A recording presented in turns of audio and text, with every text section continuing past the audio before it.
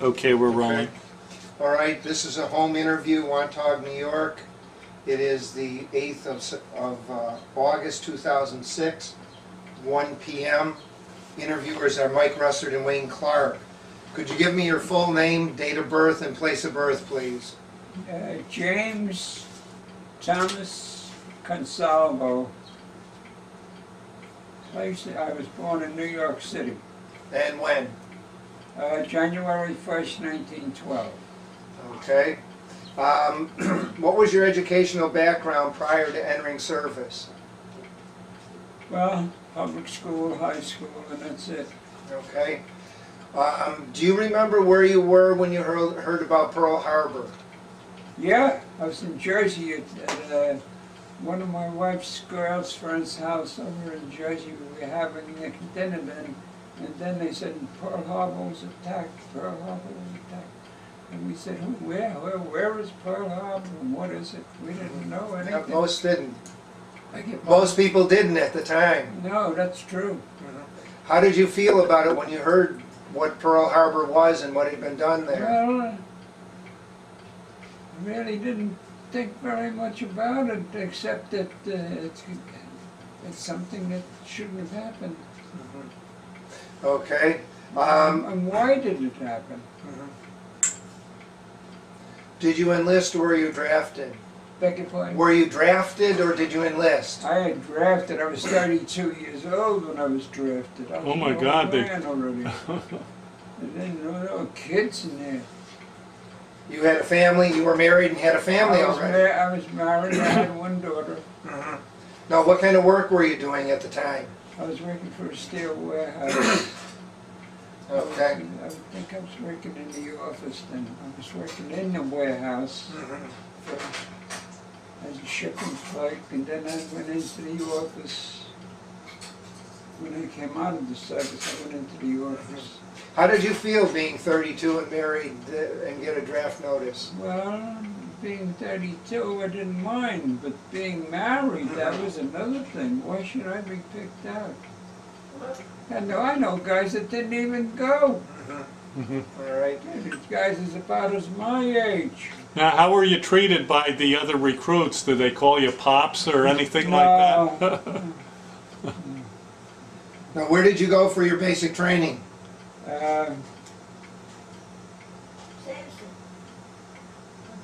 Yes. Was it Sampson? Sampson. Yeah. Sampson. Okay. What was it like out at Sampson when you got there? I beg your pardon? What was it like at Sampson when you got there? What was it like? Yes.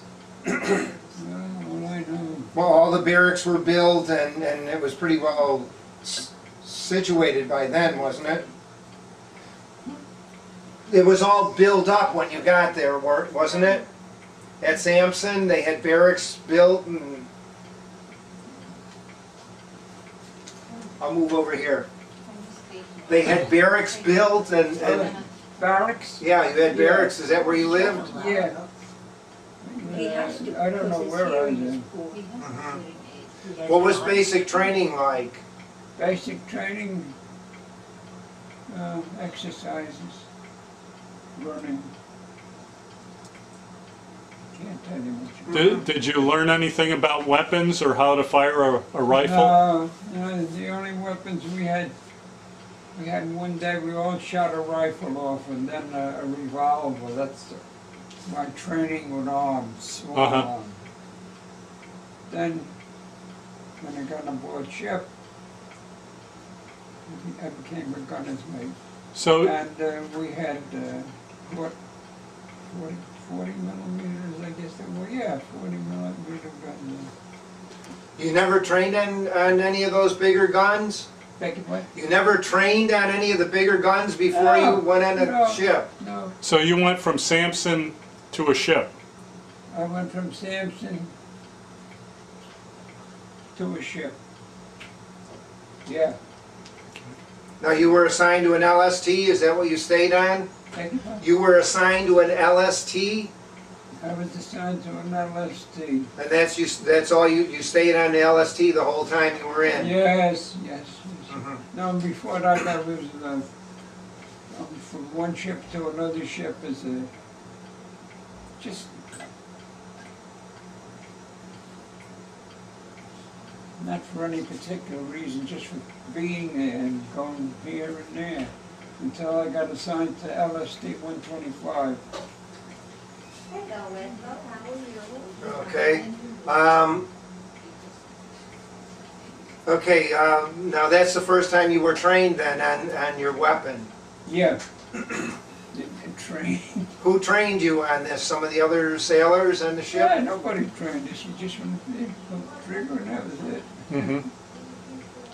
Okay. Now, what was your job? Were you like a loader or an aimer? Gunner's mate. Gunner's mate? Okay. Third class. That's as far as I got.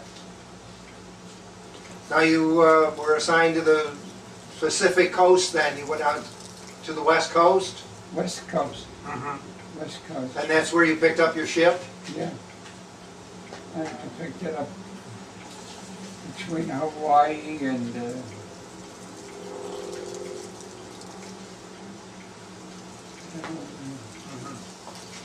So it was already out in the Pacific. You went from California to Hawaii yeah. and picked your ship in Hawaii up there. Yeah, right after that. Okay. Was the crew, were you replacement on it, or was it a new crew? I was on the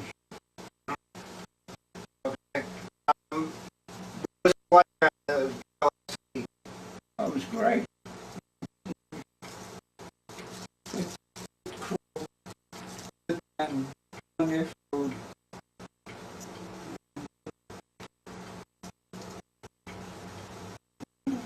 From day to day. And we went to the training area. Your first campaign was Guam.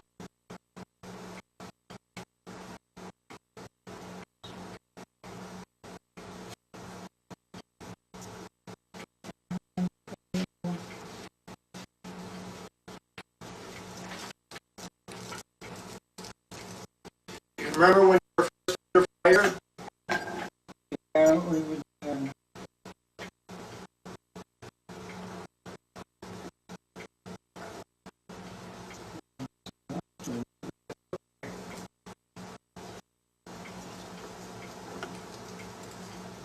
What was day-to-day life like on the LST? just doing your chores, cleaning guns, painting the side of the ship. Was there any entertainment at night, like movies or anything like that? Yeah, we had movies once in a while. Uh-huh.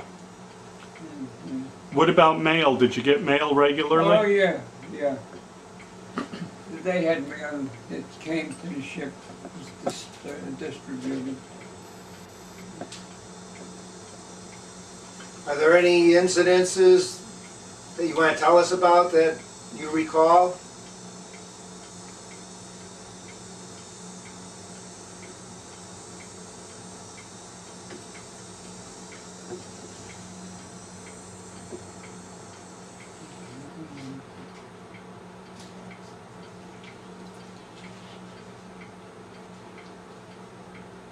Anything funny happen that that you remember? Or different people or friends on ship? Yeah, we were entering the harbor of Hawaii. The captain, he was, and there's a ship going in, and we're going in, but instead of going that way, this ship was going this way, and we started to head for the ship until the officer of the day changed the course of the ship, otherwise we would have hit it. I remember that. The captain was, I guess he was a little boozy. He lived in Brooklyn. Was he a reserve officer or something, or regular Navy? Yeah, he was one of these, I guess they just,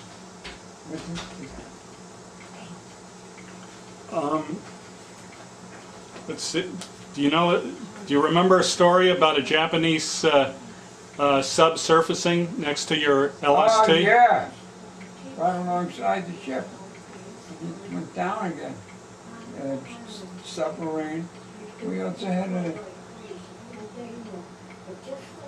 he landed about a few yards away from the ship and went into the water. Oh, Did it- kamikaze? The Japanese plane dove at your ship? Yeah, they went for our ship, but they missed it. Was this off Okinawa? Huh? Was this off Okinawa? Were you there during the... No, it wasn't in the Attacks? war. It Oh, wasn't exactly in any particular Okinawa. Now that sub that surfaced, was that a mistake or something, or What? the Japanese sub that surfaced next to your LST, did they realize you were there? Yeah. I don't know whether he knew he must have known we were there because he ducked and disappeared. You went I don't down know where he quick. went to. Okay. now you were involved in the landings at Leyte in the Philippines? Take it away. You were involved in the Philippine landings? No, I didn't land. Well, I did you I offload equipment into the Philippines, tanks and... I didn't land in the Philippines. Although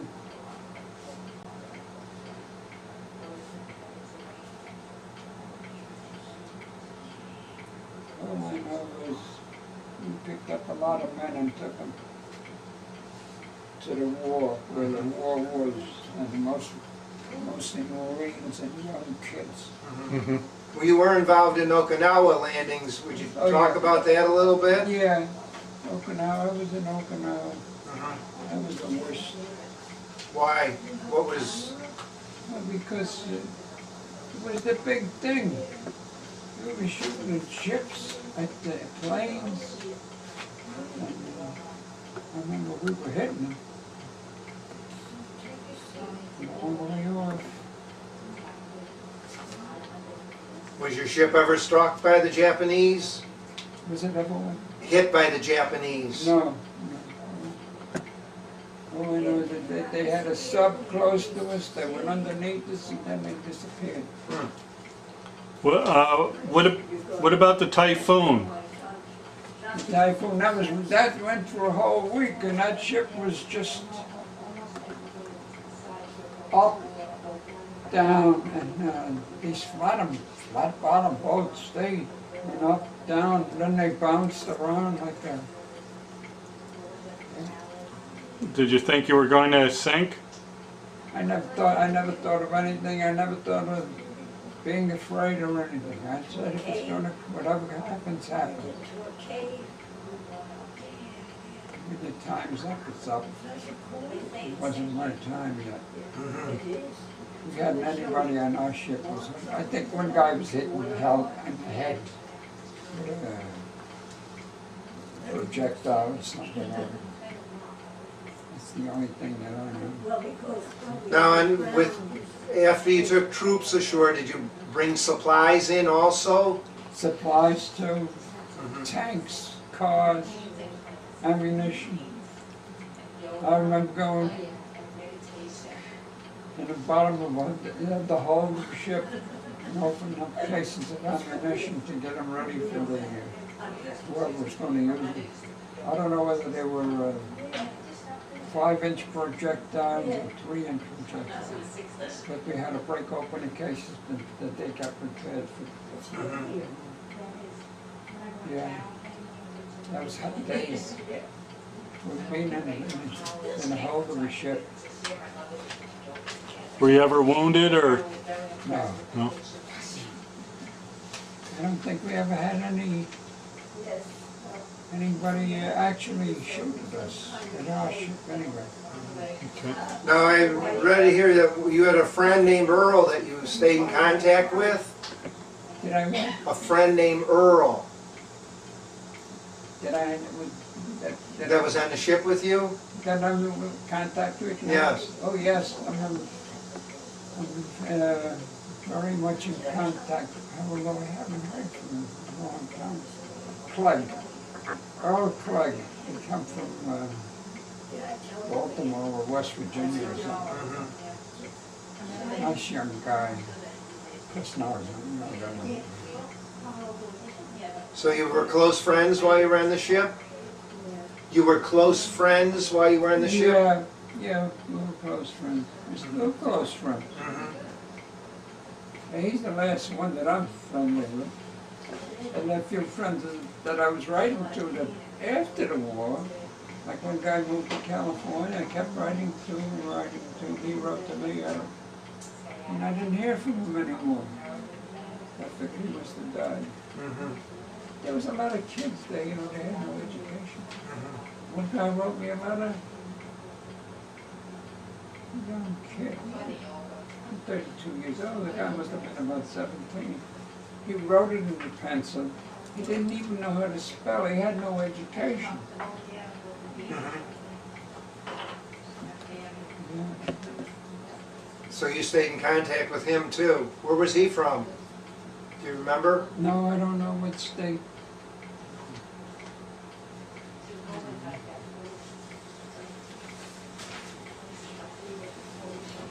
Now, how old are you now? 94?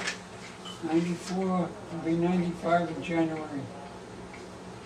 Long time. Well, you look pretty good for 95. That's what they tell me. Some people don't take me for that. Now after, do you remember hearing about the death of President Roosevelt? Yeah, everybody was sad. And I don't know, I think we were coming back to get more men. We put them around and then bring them through. Then we heard about Roosevelt. Do you remember hearing about the dropping of the atomic bombs? Let me see, when I heard that, I think, I don't know whether it I don't think we were fighting, and I don't think.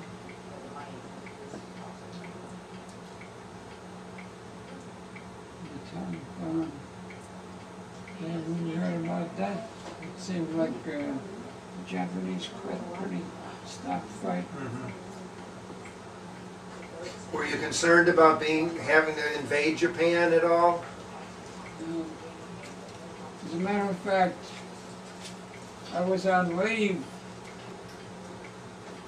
home when we got a call to come back. And we were supposed to get ready for an invasion of Japan. But like you said, they dropped the atom bomb. Then we stopped it. There must have been a lot of celebration when the war ended. What was it, August the 15th? Something like that. Yeah, it was in August. Yes. August the 15th. I just came back from my leave, getting ready to go. But I didn't have to go. Now you stayed in service until December of '45. What did you do And at that time? I think it was December 8th, 18th or something like that. I could get my... No, that's That's okay. right. We have it. It's written down here. Oh, you have it? Yes, your daughter wrote it down here. What did you do between the end of the war and December? I went back to my old job. Oh, at the end of the war, when Yes, the sir. war ended in December. And that was it. And I went back to my old job. Did you? Although instead of working in a warehouse, I went into the office and became an office worker. Did you ever make use of the GI Bill? I wanted to take up drafting. And that's the only trouble I don't... No, that's fine. You don't want to do... Here's a light in the camera. That's okay. Oh.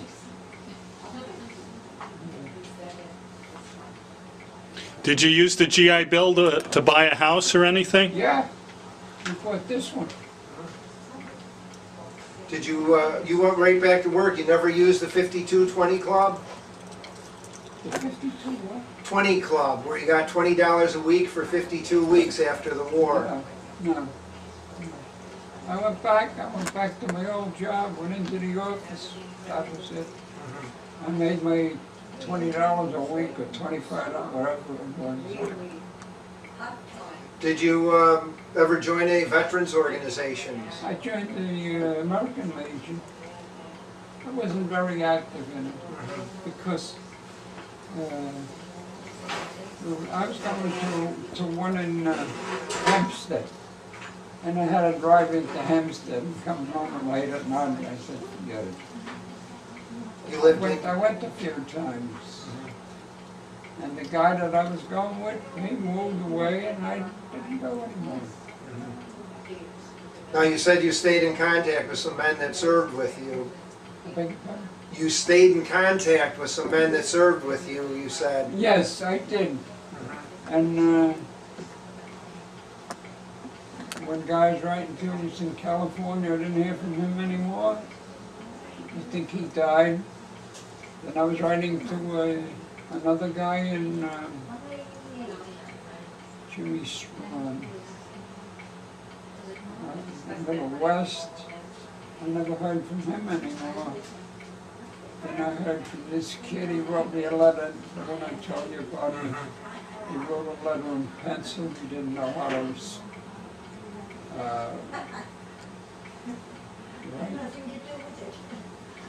But that was the only letter I got. This fellow that I'm in contact with now, Clegg, we've been very active. And I made friends with other guys through the newspaper.